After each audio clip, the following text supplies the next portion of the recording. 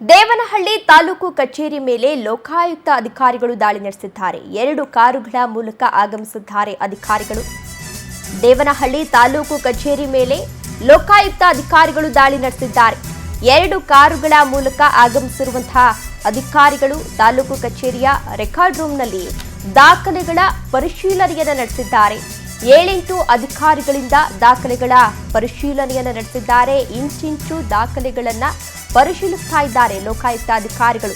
ಸರ್ಕಾರಿ ಜಮೀನು ಖಾಸಗಿಯವರಿಗೆ ಪರಭಾರೆ ಮಾಡಿರುವಂತಹ ಆರೋಪ ಕೇಳಿ ಬಂದಿತ್ತು. ಆ ಹಿನ್ನೆಲೆಯಲ್ಲಿ ಲೋಕಾಯುಕ್ತ ಅಧಿಕಾರಿಗಳು ಇವತ್ತು ದಾಳಿಯನ್ನು ನಡೆಸಿದ್ದಾರೆ. ಹುಣಸಮಾರಿನಹಳ್ಳಿ ಗ್ರಾಮದ ಸರ್ಕಾರಿ ಜಮೀನನ್ನ ಪರಭಾರೆ ಮಾಡಿರುವಂತಹ ಶಂಕೆ ಈಗಾಗಲೇ ವ್ಯಕ್ತವಾಗಿತ್ತು. ಆ ಹಿನ್ನೆಲೆಯಲ್ಲಿ ಸಾಕಷ್ಟು ಅಧಿಕಾರಿಗಳು ಸ್ಥಳಕ್ಕೆ ಆಗಮಿಸಿ ಡಾಕ್ಯುಮೆಂಟ್ ಅನ್ನ ಪರಿಶೀಲನೆಯನ್ನ ಮಾಡ್ತಾ ಇದ್ದಾರೆ.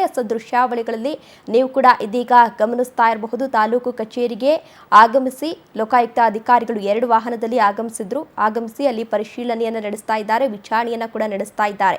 ಕೆಲವೊಂದಷ್ಟು ಡಾಕ್ಯುಮೆಂಟ್ ಅನ್ನ ಕೂಡ ಪರಿಶೀಲನೆಯನ್ನ ಮಾಡ್ತಾ ಇರುವಂತದನ್ನ ಗಮನಿಸ್ತಾ ಇರಬಹುದು. ಜೊತೆಗೆ ಅಲ್ಲಿನ ಸಿಬ್ಬಂದಿಗಳೇನಿದ್ದಾರೆ ಅವರ ಬಳಿಯೂ ಕೂಡ ಕೆಲವೊಂದಷ್ಟು ಪ್ರಶ್ನೆಗಳನ್ನು ಕೇಳ್ತಾ ಇದ್ದಾರೆ.